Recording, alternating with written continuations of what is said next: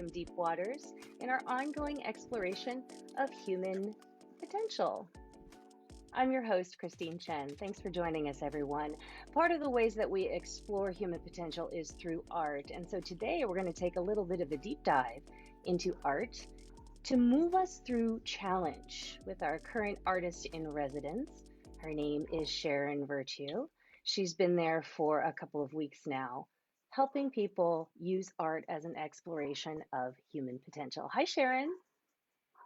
Hi, How are Christine. you? Nice to see you. Nice to see I'm you good. I'm too. good. I'm enjoying the beautiful sunshine out here on the lawn. So, yeah, Is it your beautiful last place to day? be. I'm leaving tomorrow. Yeah. So, today is my last full day here. I'll probably stretch it out and make it last as long as possible tomorrow Yeah. before I leave. But yeah, today's my last full day. Tell us about some of the things that you offer as the artist in residence at Esalen. Well, I can speak for my personal agenda. I don't believe that an artist in residence has one set way of doing anything. So each person will bring their own flavor to the process. And what I wanted to do, actually, because I live in Oakland, was to really address issues of social justice and particularly issues around privilege. So I wrote a proposal with that intention. And then when I came here, I realized that I needed to be a little bit more flexible in my approach. And so everything sort of shifted when I got here. So Where I did you believe land that's with sort of, all of that? I landed probably like 2 days ago after being here for 6 weeks. So after processing, sort of taking in everything that was happening here in the context of COVID, on top of everything else, I kind of, and then some personal things that happened while I was here as well, some family issues. But I sort of landed on the idea of if we are going to change anything in the world, that we need to start with ourselves, which is Mm. not an epiphany. I know that, but it was a more holistic approach to what it was that I wanted to say, my original intentions. So that's kind of where I've landed. You shared this picture of me with me.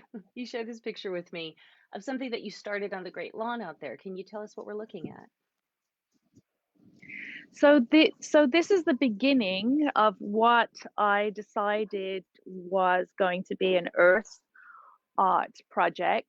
I mean, this place is magnificently earth and healing centered, and so I have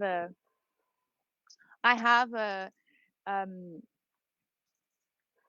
a kind of a in my family, in my bones, I have always had a really wonderful connection to nature. So I wanted to create something that was really going to speak to my love, things that I am passionate about, and then also a crossover between what I finally came to in the practice of working towards um, my residency. What is it that you're trying to say, basically? So what you're looking at here is a circle. I cast a circle. Um, so in the Wiccan tradition, which is part of my heritage, I'm from England and my mother's Irish. Um, I decided that the first step would be to cast a circle, and so I created the circle with debris that I found on the property, and then it developed into a labyrinth. So, the idea of a labyrinth is this sort of journey that you go on, you enter, and it's a meditation. It's a walking meditation. So Mm-hmm. that's what I'm creating there. And then you put these installations all over Esalen, and this is just one of them. Great word for now. Tell us about this one.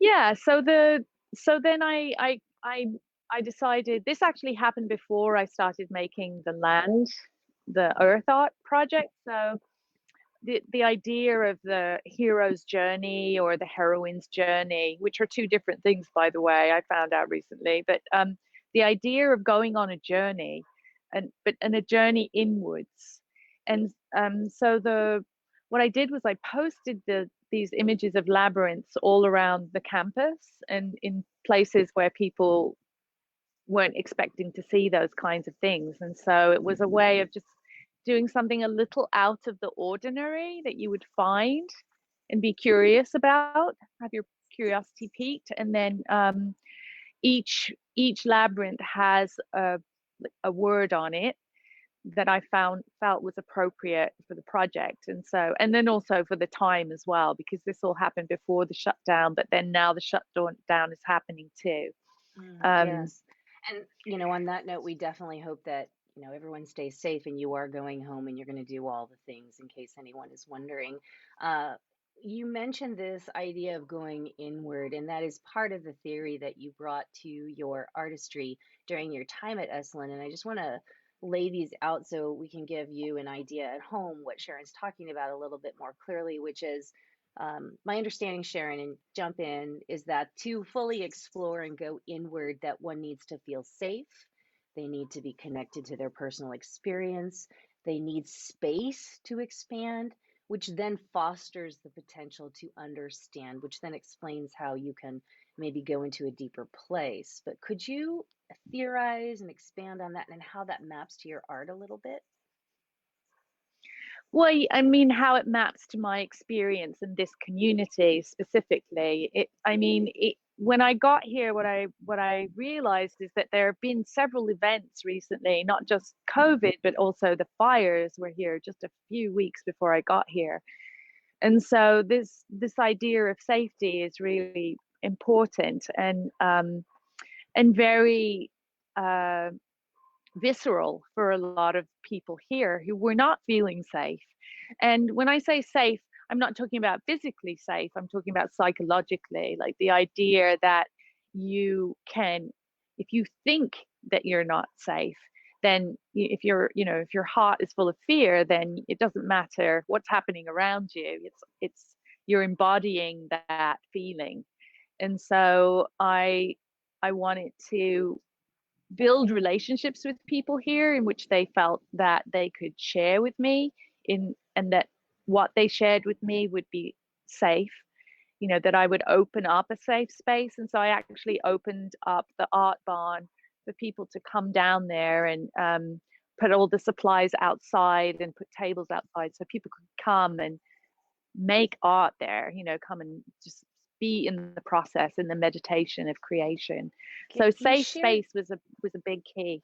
And I know the other thing that you shared with me was so interesting, that this is also an archaeological dig on yourself, or in yourself, I should say. Mhm. Yeah, there are all of these key elements to our psyche that are, planted in our subconscious. And if we're not really doing digs to find that, I like the metaphor of archaeology, but if you're not doing those digs to find those diamonds, really, they might feel kind of tough and hard, but they're actually diamonds in a process of really figuring out and clearing your psyche so that you can be all that you are supposed to be in the world. Mhm. If you are just joining us on Facebook Live, we are with the artist in residence, Sharon Virtue, who's been on property at Esalen for a couple weeks now, and she is on her way home today, but not before sharing this with guests on property before this latest lockdown. And into the future, we may have this as a week-long workshop. But Sharon, share with us what we would be doing with what's called the Tree of Life art exercise. Yeah, so my residency was really about, it's a work in progress. It's like I set up sort of the idea of a laboratory where I was making, doing all kinds of experiments. And the experiments are to explore creative ideas and see how they feel when people try them on and test them out. So the Tree of Life is one of the creative exercises. It's like a cross between writing and then also drawing at the same time. So you would draw a tree, and what you see here is my completed tree. And you go through the steps of each of the elements of the tree, adding your own personal story.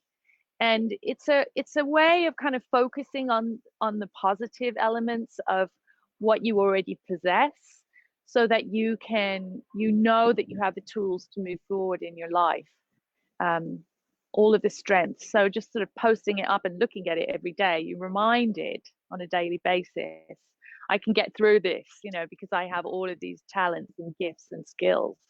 So important right now. We're going through so much globally.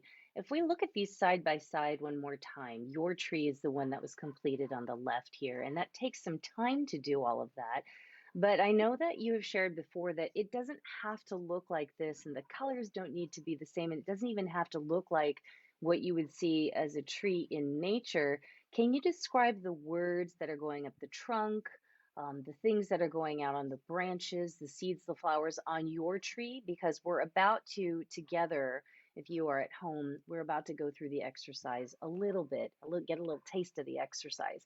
So, Sharon, share with us what that is with your tree. Yeah, so we start with the roots, and we sort of, what we'll do is we'll just write down in the roots of our trees where we come from, our culture, um, important people like our ancestors, anything that's happened in our past that kind of really has built who we are as people will be in the roots. And then you move up from the roots into the trunk of the tree. And the trunk of the tree is really the integrity, like your personal integrity. So the trunk of the tree, you're talking about your values and the skills that you have to offer. And then we go up into the branches, and we talk about important people, and including your pets or other your heroes and your sheroes. Um, and so that's sort of like the branches of the trees. And then, or actually, no, the branches are more just sort of like your visions and your goals, and the leaves are your heroes and people that have really helped you on your path. And then the fruits of the trees are the things that you have learned from other people, things that you've maybe, for me, for example, courage and anger were two of the things that I wrote down as things that I've learned from other people, both important. Um, and then you can go into the seeds, and the flowers of the tree are more of the things that you would like to leave behind. So your personal legacy, what you would like to pass on to maybe your children or people that you work with. Yeah. And then the last little piece, which is very, very important, we can't skip this, is the compost heap. We'll go back. We'll go back. There it is. That's on the left So the there, the lower compost part heap. of the left side of the tree. Yes, that big hump underneath the tree, that's the compost heap. And that's all the things that you can let go of, that you don't need to hold on to, that are sort of causing blockage in your life, but that could potentially really kind of go back into the roots and replenish the integrity of your tree. So I love those that are so the much. elements. Thank you for reminding me not to skip the stuff to let go of. That's so important, right? And I love that you just said what you let go of can actually nourish the roots for another journey or another part of your journey. So, will you take us on a little bit of this journey together right now, Sharon? We'll put up the tree that is a little bit more empty, or do you want us to just, you know what I think we could do? Yeah, you can Let's do you this. can put up the tree that's blank, because then then the things that I've written won't be distracting for people. So Okay, great. We'll do that. We'll put up the tree outline. So this is a blank canvas. And how would we begin if we were in workshop with you? Oh, okay. So what we're about to do is like a 2-minute version of something that I would spend 3 hours working towards. So don't panic if it seems like it's happening really quickly. If I were in a workshop, I would start with a visualization. So I would take us through a guided visualization where we actually imagine what the tree is that we're going to be drawing, imagine what it looks like. Um, So I would have people stand very grounded and definitely standing as well, so that you're kind of embodying the idea of your tree. And kind of start with the idea of like your toes reaching into the ground and lengthening. Imagine your toes growing long and growing into the ground to really root you down in space. And then your branches, which are sort of your hopes and your dreams, like lifting up your arms, taking in a big deep breath, lifting up your arms and going from those roots where you're coming from to where you want to be going, and like really focusing on the idea of where it is that you want to be going. So with the breath, of course, that's the prana, the life force that feeds all of us in so many ways. So just sort of bringing people back to the idea of breath and paying attention to your breath. So we're working on grounding and then also reaching up into the stars. And then we'd sort of start to write down the ideas of where we've come from. Where have we come from? Literally, like geographically, but then also you could, if you wanted to, write where you've come from. You know, if you've just come through a particularly challenging period of your life, you might want to write 2 or 3 words down that come to mind around where you're coming from. And then moving up into the trunk of the tree, this is your integrity, this is you, this is thinking about that, like up through your legs into the core of your being, your values, what's important to you, what do you hold true to who you are as a person, and what are the skills that you have to offer. So just writing down 1 or 2 words in the trunk of the tree that you can think of, and then going up into the branches. So the branches are, for me, I mean, I'm a very physical person, so for me the idea of like lifting up my arms can also help me to really envision like touching the sky and like reaching for the stars, and what is it that I, you know, my visions and my hopes and dreams are for the future, and any future, the future, rather than being the visionary idea where you are in the present moment or where you've come from in the past. This is really a time to be as positive and imaginative as you possibly can. And so then a couple of words for your visions and dreams. And then we'd move into the leaves of the tree. And so in the leaves of the tree, we're thinking about people who have really inspired us. Could be teachers, heroes. My cats are definitely in there. You know, just sort of other beings in general. I have such a great appreciation for other species that live on the planet with us, let alone other people that live on the planet with us. You know, so just really honoring and giving gratitude for all those other creatures that exist in the world. So those are your leaves. So 2 or 3 words, and you're going to fill all of this in later when you have more time to ponder. So let's talk Sharon, about the seeds and the flowers. Did we miss that? Yeah, we did. We missed a couple of things actually. We missed Okay. the fruit. So the fruits are the things that you've learned from other people. So anything that you've picked up, and I had mentioned, you know, anger and courage were things that I have learned from my mother, and they're both as important. And then the seeds and the flowers are the things that you want to pass on to other people, things that you have learned and maybe transformed. You know, anger isn't really something that I express in the same way that my mother did, but I appreciate it as a quality, and perhaps it would be something that I would teach people. So you can repeat things if you feel like they're appropriate in both places. It doesn't have to be a whole new thing for every single element. Hmm. So yeah, that's just a really quick run through, and then to get your juices flowing, you can kind of come back to that. And I would encourage also, I would encourage you to add color. Really get creative with your tree. Add color, add flowers, add seeds. You know, enjoy the process of creating. Sharon, why did you choose the colors that you chose? Can you let us in a little bit? Well, pink is my favorite color. That wasn't a choice, that just is. I have no idea why it is that way. It just is. Not because I'm a girl.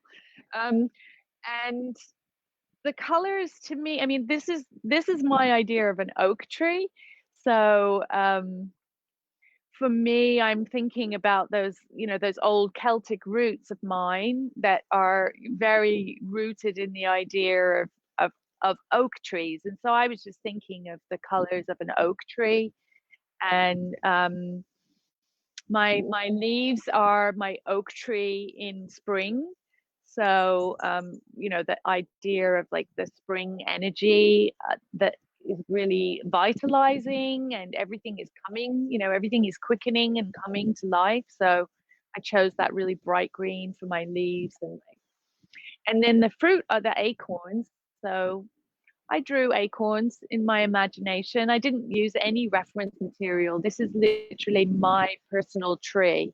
So it doesn't have to look like a real tree, and it doesn't have to be the same colors. You could use any colors. People that have come to the art barn and made their own trees have actually done all different, and then blue trees and purple trees, and it doesn't have to look like a tree. It can be your specific understanding of what a tree is. And this again, as you've mentioned before, this is a longer process than what we just experienced right here. This is a meditation. Could you do a little and then put it away and then come back to it? I imagine that's possible and maybe even recommended, yes? Oh, absolutely. Yeah, definitely. I mean, if you have taken the time to start the process, then you should definitely complete it, and it take as long as you want to. I mean, you'll discover things as you start to write them down. Memories will come flooding back, and you'll start writing a book. So keep a couple of pieces of paper handy in case you need to sort of make your tree bigger. You can add pieces of paper to it. Like, just really enjoy the excavation of yourself, because that's Yeah. what you're doing. Yeah, I like that you called it an archaeological dig for yourself. So again, if you're just joining us on Facebook Live and Esalen Live, we're speaking with Sharon Virtue. She's the current artist in residence at Esalen. Today's her last day, and she's spending a little bit of it with us, showing us this very interesting, meditative, artistic way to dive in deep to ourselves and maybe figure out some ways that this is all coming out in self-expression, and maybe carve a little path in the future by just exploring through the image of a tree. Hers is on the left.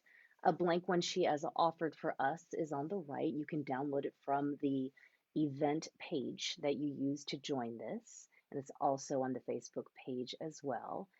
Sharon, your residency there is one of the many programs that is being funded by people who are generous with Esalen. And can you just encapsulate how this last stay maybe might have changed the way you're going back into, I guess, reality? Yes, I mean, the opportunity to be able to come here and spend this time is priceless.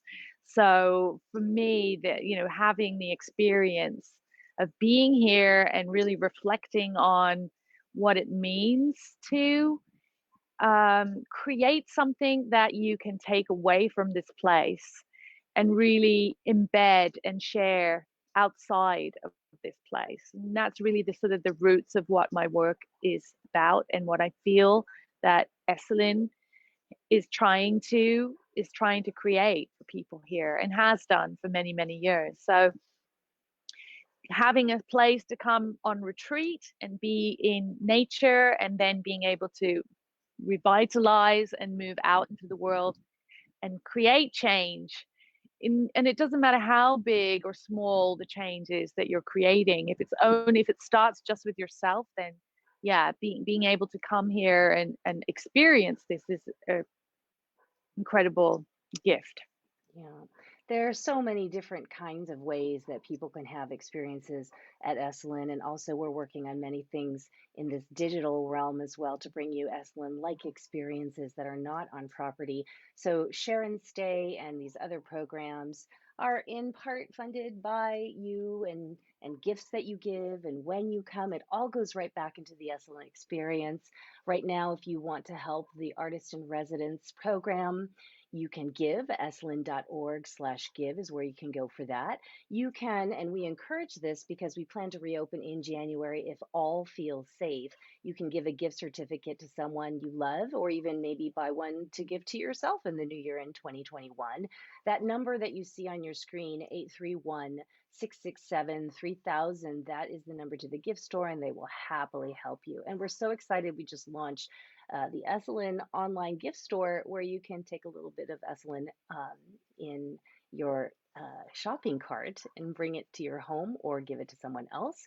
That's shop.esalen.org. Sharon, it's been such a pleasure to be with you this afternoon, and thank you so much for sharing all your experiences and this feeling of home, Jocelyn Gordon says on Facebook Live. She just made a little comment that this feels so good, a piece of home. And you've helped us connect with that a little bit this afternoon. Anything you want people to take away from this experience that we just had, and maybe as we depart?